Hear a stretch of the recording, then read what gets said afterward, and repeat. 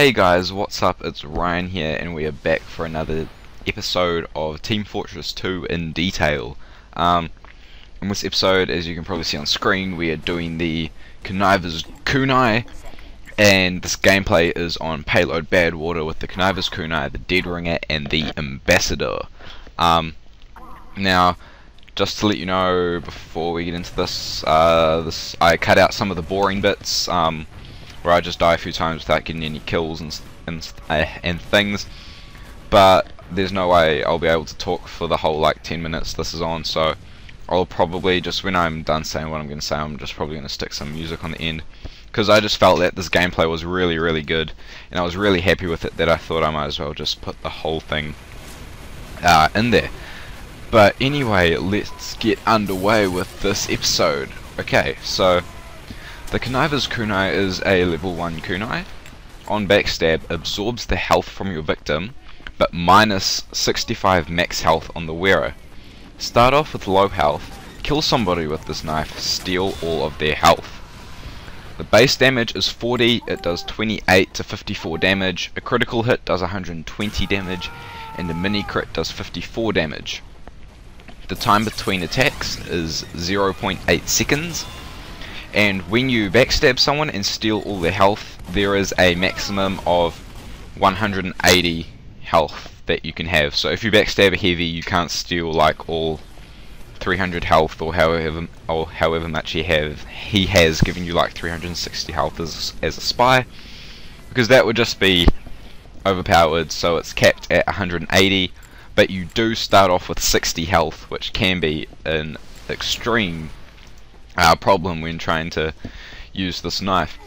Now, there was one other thing I was going to say, but I totally forgot what I was going to say. Oh yeah, and when you can only get this health buff when you backstab someone. It doesn't work if you're just poking them or like slashing them with your knife.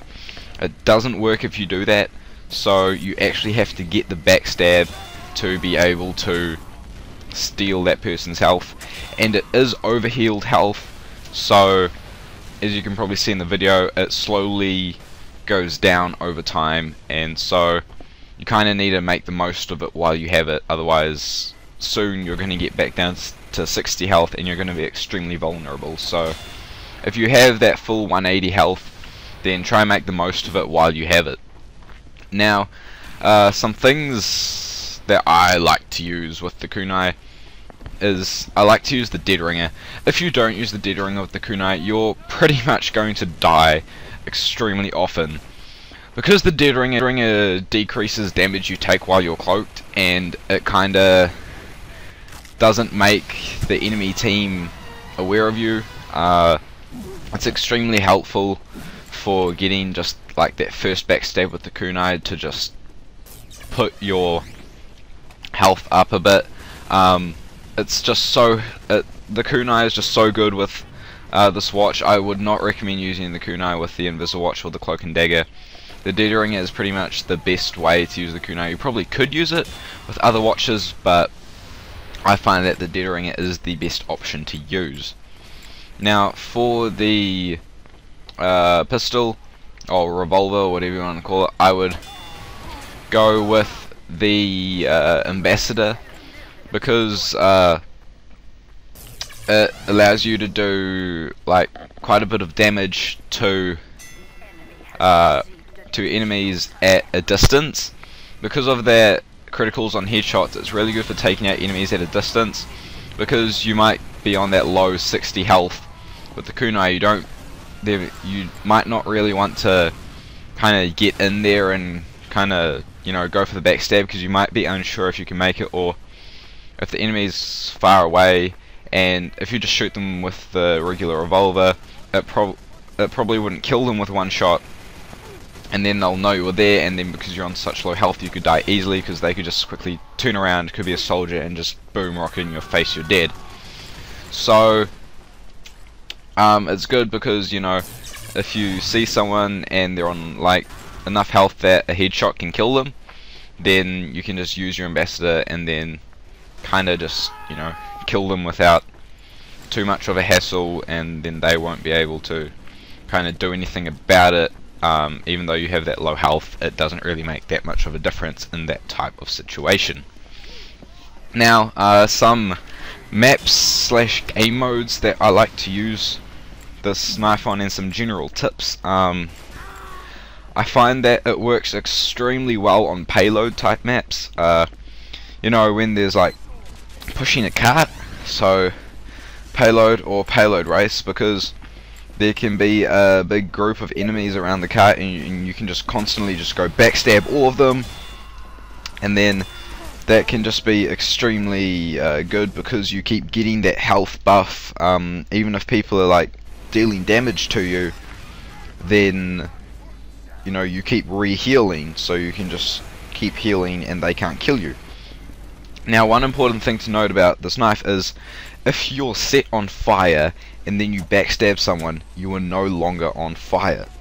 So if there's a big group of people like on the cart and there's a pyro there, don't be afraid to get in there. If you've backstabbed someone before that and you already have quite a bit of overheal, then you can just go in there. If the pyro lights you on fire, just backstab someone and then you won't be on fire anymore.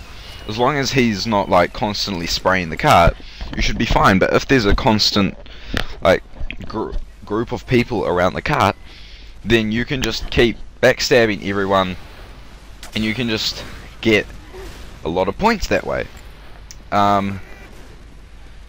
So yeah, that's pretty much all I have to say about the kunai. Oh yes, and it doesn't really work, like it works on like most game modes, but it's not really beneficial to you on game modes like other than payload, like control point or King of the Hill, because there's never really a big group of people together or anything.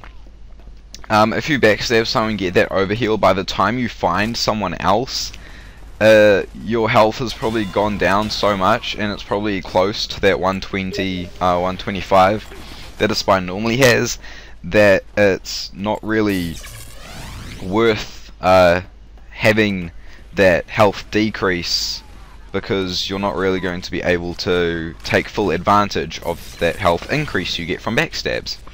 So try and stay away from like King of the Hill and control point type maps with this knife. But it definitely works great on payload maps. It's extremely great for taking out medic heavy like combos. If there's like a chain of like, I think in this video towards the end you'll see 2 medics and a heavy just like running in a line, and I just get all 3 of them, and oh, I was so happy when I got that. And I didn't get the start, I actually backstabbed a medic, then his heavy, and the medic actually had full uber charge, so that just made me feel really awesome inside. So that's pretty much all I have to say about the kunai itself. So now we can kind of chat a bit about the gameplay. Tell me if you guys prefer me to just kind of do my in detail and then kind of just stop the video there, or keep it going with music, or just kind of talk about the gameplay like this. Some general tips with the kunai: try and know where health and ammo are on the map that you are playing on, because you're probably going to be, oh yeah, here's the 2 medics and the heavy. Because you're going to be using the dead ringer probably, it's good to know where ammo is so you can stay invisible. Just keep collecting that ammo so you can navigate around the map after that initial feign death. Some health packs where they are, because you start off on such low health that you know where, you know, if you get hurt, you know where you can go that's safe, and you know, so definitely try and memorize where all the health and ammo packs are for the particular map that you're playing on, which should preferably be a payload map if you're using the kunai. And this game is about to finish. I end up top scoring by, I'm pretty sure it was over double what the person who came second to my team had. I had 58 points, I think. The next person looks like they had like, I don't know, 27 something, but yeah, I pretty much doubled their score. I'm really happy with how it went. So thanks heaps for watching, guys, and see you all next time.